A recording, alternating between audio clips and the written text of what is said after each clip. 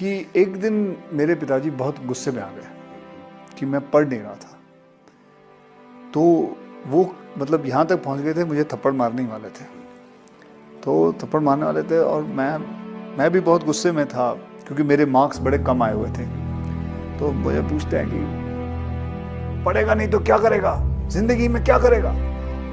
सच्ची कह रहा हूँ, ऐसे ही मुंह से निकल गया, मैं हीरो बन जाऊंगा।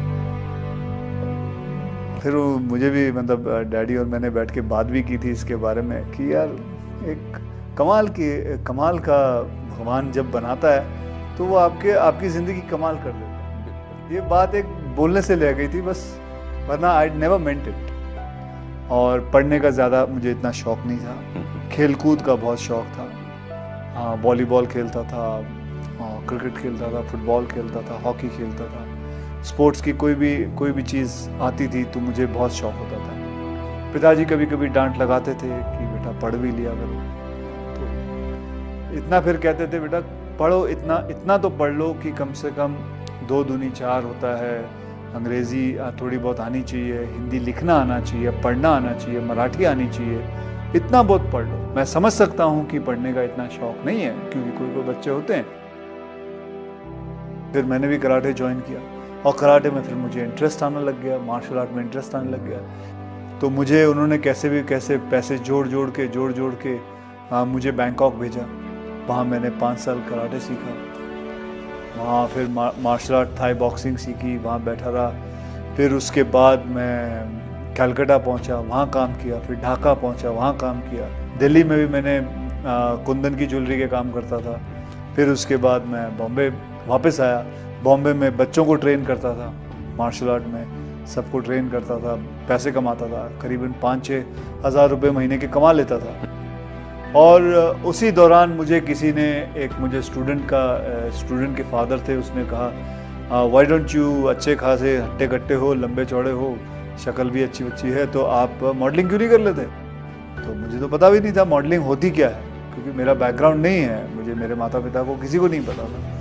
तो कहा जी मॉडलिंग कर लो। फ़ोटो खींचते जा रहे थे और 2-2.5 घंटे काम कराया। फिर 21,000 का चेक दिया, बोले आप जाइए, ख़त्म हो गया था।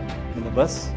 हाँ, बोले यार 5,000 काम करता हूँ, महीने का 5-6 हज़ार मिलता था महीने का, ये 2 घंटे में इन्होंने 21,000 दे दिया। फिर मैंने बोला यार मैं मॉडल बनूँगा। फिर मैंने मॉडलिंग शुरू की। फिर मैं जाता था लोगों के पास अपनी तस्वीरें ले कि जी मुझे देखो। फिर करते थोड़ी बहुत मॉडलिंग की। फिर मैंने रैंप वॉक किया। उसके बाद करते किसी ने एक फ़िल्म ऑफ़र कर दी। फिर मुझे मिस्टर प्रमोद चक्रवर्ती जी मिले। उन्होंने कहा भाई मैं आपके साथ एक फ़िल्म बनाना चाहता हूँ। और आज भी मुझे याद है शाम के 6:30 बजे हुए थे और उन्होंने मेरे हाथ में 5,001 रुपये का चेक दिया था। और जहाँ मैंने फ़ोटो खिंचवाई वो थी जूहू बीच पे, एक दीवार थी उधर, और दीवार के ऊपर मैंने वैसे मैं बंगले के अंदर करना चाहता था कि मुझे अंदर बुलाया, तो उसने चौकीदार ने अलाउ नहीं किया क्योंकि वो किसी का प्राइवेट बंगला था। तो दीवार पे बैठ के मैंने सारी फ़ोटो खींची।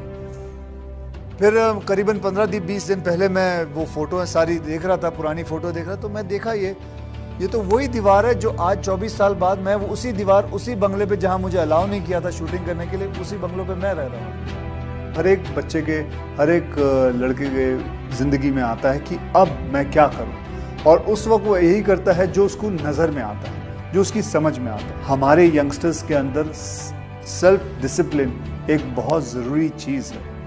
ये होना चाहे लड़का हो या लड़की हो। हर बच्चा कहीं ना कहीं दिमाग से आता है।